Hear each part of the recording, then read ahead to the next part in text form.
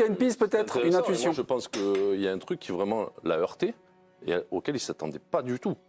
Et le truc qu'il n'a jamais connu depuis qu'il joue. Le coaching de Henrique est sorti. Je pense que ça, il pensait que jamais ça pouvait lui tomber dessus, et ça lui est tombé dessus, et je pense qu'il s'en remet pas. Mais il n'arrive pas à s'en remettre, selon moi. Après, mais en bleu, il n'a pas été bon. Donc c'était pas. Tu vois, en bleu avec Deschamps qui le calibre, machin, brassard, truc. C'est un côté psychologique. C'est la première fois qu'on te dit, allez, dors. T'es pas intouchable. T'es mené 1-0 chez toi. Ouais, Rennes. Ouais, mais Là, tu prends des coups derrière. mais sur la psychologie de Mbappé, je pense qu'il a jamais vécu ça. Donc, toute la psychologie. Je suis pas d'accord. Je pense qu'il a une grande force mentale parce que c'est une de ses plus grandes forces.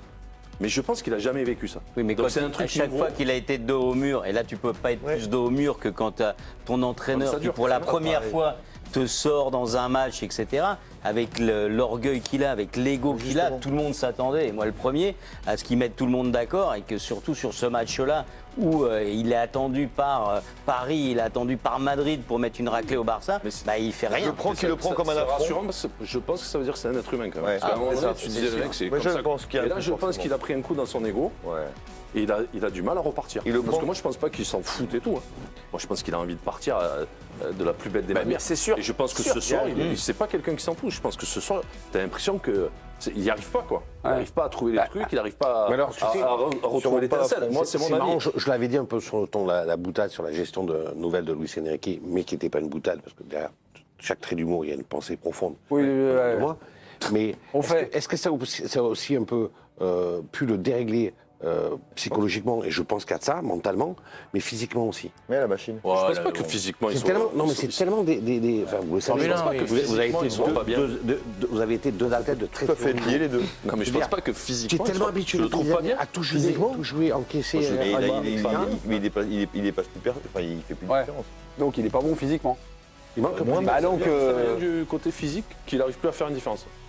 Moi, je pense qu'il n'arrive plus à trouver le truc, quoi. Je sais pas. Donc il y a quelque chose de mentalement. aussi. C'est que quand Moi, je pense que vos deux arguments peuvent être complètement liés. Après, repartir. Peuvent être complètement liés pour moi. Et d'ailleurs, petite parenthèse, ça prouve bien que le coaching de Luis Enrique, c'est que de la flûte avec. Parce que si il gère son équipe là, comme il le fait depuis prétendument pour des choses sportives depuis un mois et demi, il le sort. Il finit jamais ce match-là.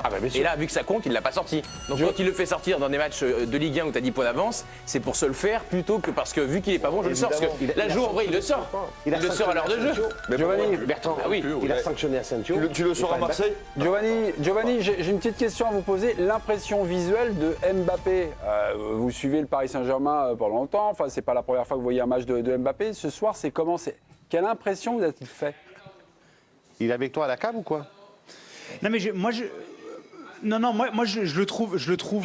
trouve lourd en fait. Je trouve que par rapport à ce qu'on décrit sur les différents, je trouve qu'il a pas le coup de rein. Ça a jamais, moi, techniquement, été un joueur qui m'a transporté. Il a jamais le quart du dixième de la finesse de pied de Neymar ou de Messi. Ça a toujours été athlétiquement qu'il a fait des différences, et par sa vitesse, je trouve qu'il l'a moins cette saison. Alors peut-être que tout est lié, qu'il est moins bien psychologiquement et que ça a un impact. Mais voilà, je trouve qu'il est lourd sur le terrain. Je ne le trouve pas aussi agile, léger que j'ai pu le connaître sur les saisons précédentes.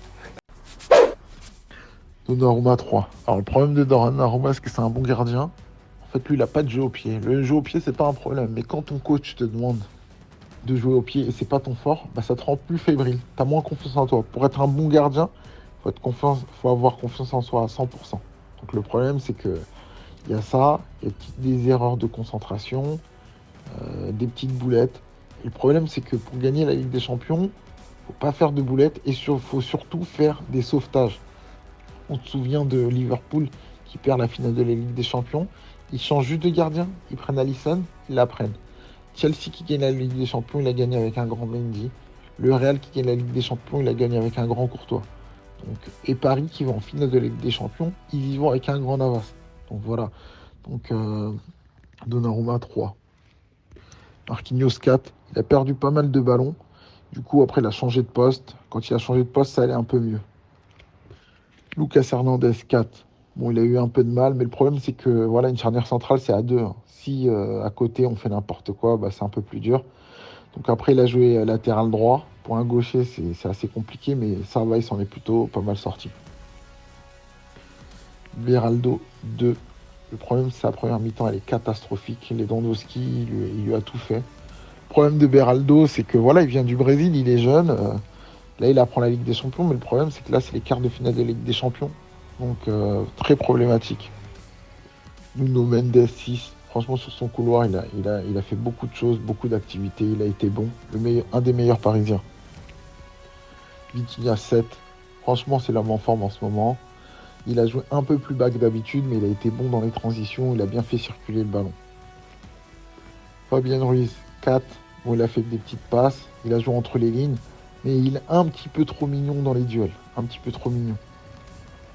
Kang In Lee, 3. Titulaire surprise.